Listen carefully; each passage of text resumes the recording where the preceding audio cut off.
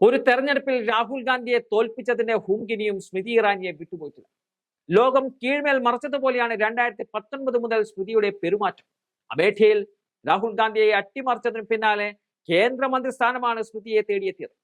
വീണ്ടും ലോക്സഭാ തെരഞ്ഞെടുപ്പ് പടിവാതിക്കൽ എത്തി നിൽക്കുമ്പോൾ രാഹുൽ ഗാന്ധിയെ വെല്ലുവിളിച്ചാണ് സ്മൃതി തെരഞ്ഞെടുപ്പ് പോരാട്ടത്തിന് ഒരുങ്ങുന്നത്. ഒരു തവണ രാഹുൽ ഗാന്ധിയെ തോൽപ്പിച്ചെന്ന് കരുതി ചരിത്രം എന്നും ആവർത്തിക്കുമെന്ന് കരുതുന്നവരുടെ മൂഢസ്വർഗത്തിലാണ് സ്മൃതി ഇറാനി ജീവിക്കുന്നതെന്ന് പറയാം.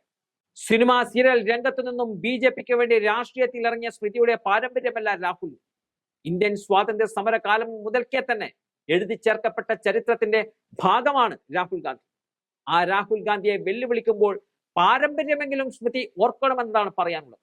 എന്തായാലും അമേഠിയിൽ സ്മൃതി ഇറാനിയുടെയും BJPയുടെയും വെല്ലുവിളി കോൺഗ്രസും രാഹുൽ ഗാന്ധിയും സ്വീകരിച്ചിരിക്കുകയാണ്. സുരക്ഷിത മണ്ഡലമായ കേരളത്തിലെ വയനാടിന് പുറമെ തന്റെ പരമ്പരാഗത സീറ്റായ അമേഠിയിലും രാഹുൽ ഗാന്ധി മത്സരിച്ചേക്കുമെന്നുള്ള റിപ്പോർട്ടുകളാണ് ഇപ്പോൾ പുറത്തേക്ക് വരുന്നത്.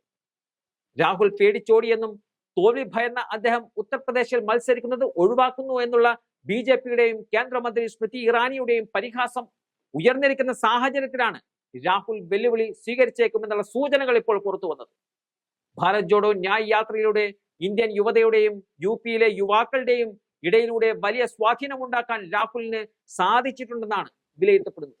ഇതിനൊപ്പം സമാജ്വാദി പാർട്ടിയുടെ പിന്തുണ കൂടി ഇത്തവണ ഉള്ളതിനാൽ രാഹുലിന് അമേഠിയിൽ വിജയം അത്ര പ്രയാസമായിരിക്കില്ല എന്നതാണ് കോൺഗ്രസും വിലയിരുത്തുന്നത്. ഇതിനൊപ്പം ഉയർന്നു വന്നിട്ടുള്ള പാചകവാതക വില കൂടുതൽ ഉൾപ്പെടെയുള്ള ഭരണവിരുദ്ധ വികാരവും തുണയാകുമെന്നും പാർട്ടി കരുതപ്പെടുന്നുണ്ട്.